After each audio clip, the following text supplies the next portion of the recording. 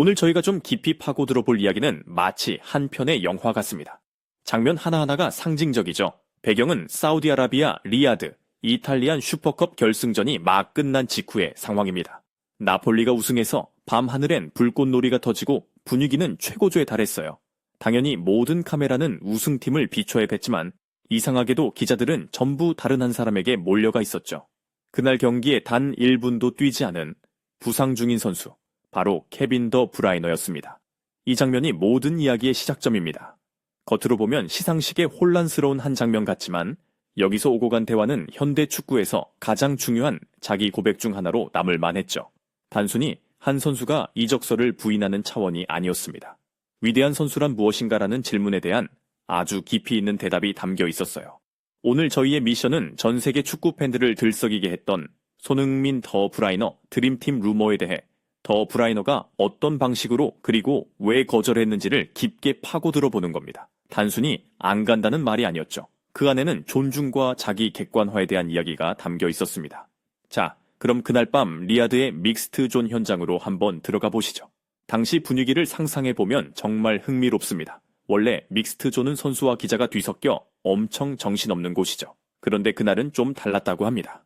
더 브라이너가 나타나자 갑자기 묘한 정적이 흘렀어요. 다들 무슨 질문을 해야 할지는 알지만 누구도 선뜻 입을 떼지 못하는 어색한 침묵이었죠. 마치 눈치 게임처럼 서로 네가 먼저 물어봐라고 미루는 듯한 상황이었습니다. 그 침묵을 깬 건 ESPN 기자였습니다. 이 기자는 정말 작정하고 온 듯 다른 질문은 다 제쳐두고 바로 핵심을 찔렀죠. 케빈, 1월에 LAFC로 가서 손흥민과 함께 뛴다는 소문 사실입니까? 이 질문 하나에 모든 것이 걸려 있었습니다. 이것은 단순한 질문이 아니라 거의 압박에 가까웠어요. LAFC 구단의 야망, MLS 리그 전체의 기대감, 그리고 무엇보다 손흥민과 더 브라이너의 조합을 꿈꾸던 수백만 팬들의 염원이 응축되어 있었던 겁니다. 더 브라이너의 입에서 예스와 비슷한 뉘앙스만 나와도 축구계가 발칵 뒤집힐 수 있는 상황이었죠. 자료를 보면 그 질문이 나오자마자 현장 공기가 정말 얼어붙었다고 합니다. 더 브라이너는 잠시 아무 말도 없이 미국으로 생중계되는 카메라를 빤히 쳐다봤다고 해요. 보통 이런 상황에서 선수들은 어떻게 대답할까요? 대부분은 그냥 얼버무리거나 미래는 아무도 모르죠. 같은 애매한 답변을 하는 것이 일반적입니다. 에이전트들도 그렇게 가르치죠. 절대 확답하지 말고 모든 가능성을 열어두라고요. 그래야 나중에 협상에서 유리한 고지를 점할 수 있으니까요. 손흥민은 훌륭한 선수다. MLS는 매력적인 리그다. 같은 원론적인 이야기로 넘어갈 것이라고 모두 예상했습니다. 그런데 그의 첫 번째 대답은 모두의 예상을 완전히 박살냈습니다. 계약이나 돈, 미래에 대한 이야기가 아니었어요. 그는 카메라를 보면서 깊은 숨을 한번 쉬더니 아주 냉정한 목소리로 자기 자신, 정확히는 자신의 몸에 대한 이야기부터 꺼냈습니다. 바로 그 지점입니다. 그는 이렇게 말했습니다. LAFC에 대해 물으셨죠? 그럼 이걸 보시죠.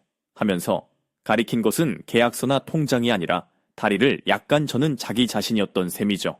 그의 첫 마디는 이랬습니다. 저는 10월 25일 인터 밀란과의 경기 이후 단 1분도 뛰지 못했습니다. 정말 정면 돌파였습니다. 이어서 그는 햄스트링 부상이 재발했고 의사들은 2026년 초까지는 회복에만 전념해야 한다고 분명히 말했다며 아예 못을 박아버렸습니다. 상황을 지켜봐야 한다거나 노력해보겠다는 희망을 주는 말이 단 한마디도 없었어요. 외교적 수사 전혀 없이 그냥 팩트였습니다. 이는 지독할 정도로 솔직하고 객관적인 자기평가입니다. 보통 선수들은 자존심 때문에 자신의 부상이나 기량 저하를 이렇게까지 명확하게 인정하지 않거든요. 심지어 그는 여기서 한 발 더 나아가 MLS를 존중하기 때문에 갈 수 없다는 논리를 펼칩니다. 대륙을 횡단하는 비행 스케줄, 시차 문제, 그리고 리그의 신체적 강도를 언급하면서 결정적인 한마디를 던졌습니다. 현재 제 상태로 MLS에 가는 것은 도전이 아니라 리그에 대한 무례입니다. 무례라는 단어를 썼다는 것이 정말 충격적이었습니다. 보통 이적을 거절할 때는 팀에 대한 존중 같은 표현을 쓰지 리그에 대한 무례라는 말은 잘 안 하거든요. 이 말의 속뜻은 내 이름값만 믿고 어슬렁거리러 갈 리그가 아니다. 그건 나를 영입하려는 구단, 나를 보러 올 팬들, 그리고 나와 함께 뛸 동료 선수들 모두를 기만하는 행위다라는 것이죠. 이 정도의 자기 객관화와 직업 윤리를 가진 선수는 정말 찾아보기 힘듭니다. 흔히 은퇴하러 가는 리그라는 비아냥을 듣기도 하는데 더 브라이너는 정반대로 MLS의 수준을 인정하고 자신은 현재 그 기준에 미달한다고 선언해버린 것입니다. 자신의 이름값만으로 갈 수 있는 자리가 아니라는 걸 명확히 한 것이죠. 그런데 사실 이 정도만 얘기했어도 이적설은 충분히 끝낼 수 있었습니다. 몸이 안 좋아서 못 간다는데 누가 더 뭐라고 하겠어요? 하지만 더 브라이너는 여기서 멈추지 않았습니다. 이 대목부터가 진짜 하이라이트입니다.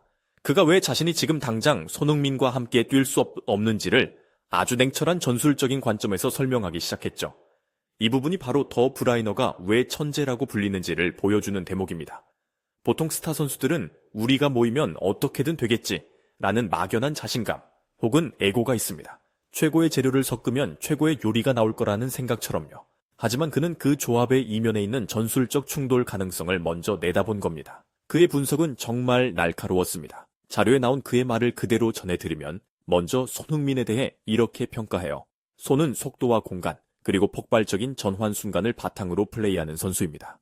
이건 손흥민을 가장 잘하는 전문가가 내린 평가 같죠. 그리고 곧바로 자신에 대해 이야기합니다. 저는 볼을 조율하고 공을 소유하며 타이밍을 기다리는 선수입니다. 이론적으로는 완벽한 조합처럼 들립니다. 역습의 달인과 플레이메이킹의 마법사. 하지만 더 브라이너는 축구의 현실은 그렇게 단순하지 않다는 걸 정확히 꿰뚫어 본 거죠. 오히려 서로의 장점을 갉아먹는 재앙이 될 수도 있다는 것을요. 저를 가장 놀라게 했던 통찰이 바로 이 부분이었습니다. 그가 이렇게 말하거든요. 만약 제가 지금 LAFC에 간다면 손은 저를 기다려야 할 겁니다. 이 문장을 처음 읽었을 때 정말 감탄했어요. 이어서 말하길, 그리고 손이 기다리는 그 순간 그의 가장 큰 강점은 사라지게 됩니다. 기가 막힌 분석이죠. 손흥민 선수의 최대 무기는 수비 뒷공간으로 침투하는 폭발적인 스피드잖아요. 그러려면 공을 가진 선수가 전방을 향해 빠르게 패스를 찔러줘야 합니다. 그런데 더 브라이너는 공을 잡고 템포를 조절하면서 최적의 순간을 찾는 스타일이죠. 그의 말대로 더 브라이너가 공을 잡고 타이밍을 기다리는 동안 손흥민은 오프사이드 라인에서 기다려야 하는 상황이 발생하는 겁니다. 결국 그는 모든 논란을 잠재우는 이 한마디를 던집니다. 저는 손흥민의 짐이 되고 싶지 않습니다. 짐이라는 단어. 함께 뛰고 싶지 않다가 아니라 짐이 되고 싶지 않다고 표현한 것은 완전히 다른 차원의 존중이었습니다. 이것은 비교할 수 없는 수준의 존중입니다. 단순히 한 선수에 대한 립서비스가 아니라 팀 전체의 유기적인 움직임과 시너지를 보는 굉장히 넓은 시야를 보여주는 것이죠. 나라는 슈퍼스타가 오히려 팀을 망가뜨릴 수 있다는, 나를 영입하는 것이 오히려 팀의 가장 날카로운 창을 무디게 만들 수 있다는 걸 공개적으로 인정한 셈이니까요. 이런 말을 할 수 있는 선수가 과연 몇이나 될까요? 아마 거의 없을 겁니다. 자신의 가치를 스스로 깎아내리는 것처럼 보일 수 있으니까요. 그는 저는 제 이름값 때문에 완벽하게 돌아가고 있는 시스템을 망가뜨리고 싶지 않습니다. 라는 말까지 덧붙였습니다.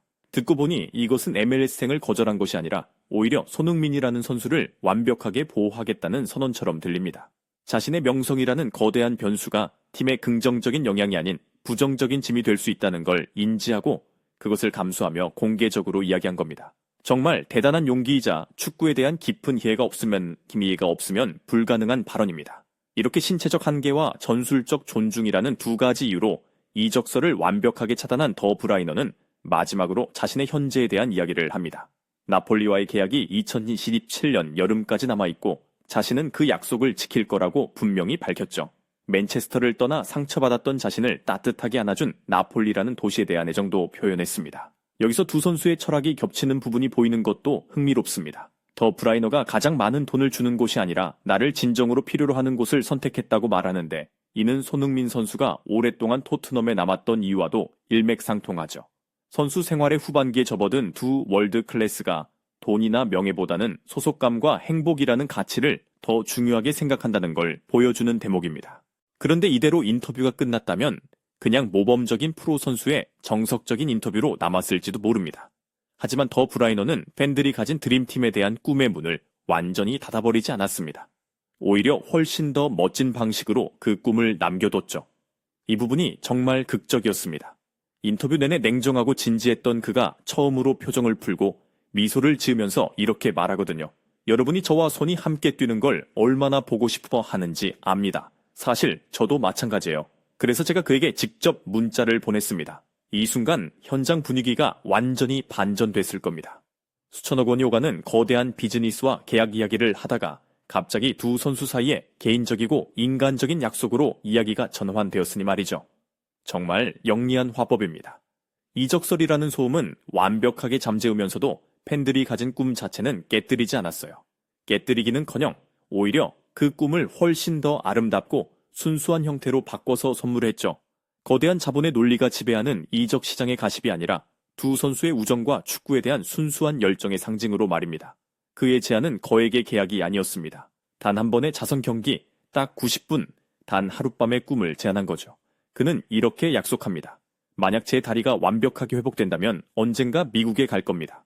계약서에 서명하기 위해서가 아니라 손에 팀 유니폼을 입고 전 세계가 기다리는 그 패스를 그에게 건네주기 위해서요.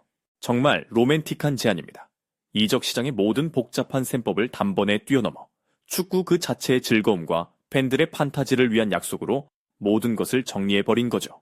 이것이야말로 이적설을 해명하는 가장 완벽하고 품격 있는 방법이 아니었나 싶습니다.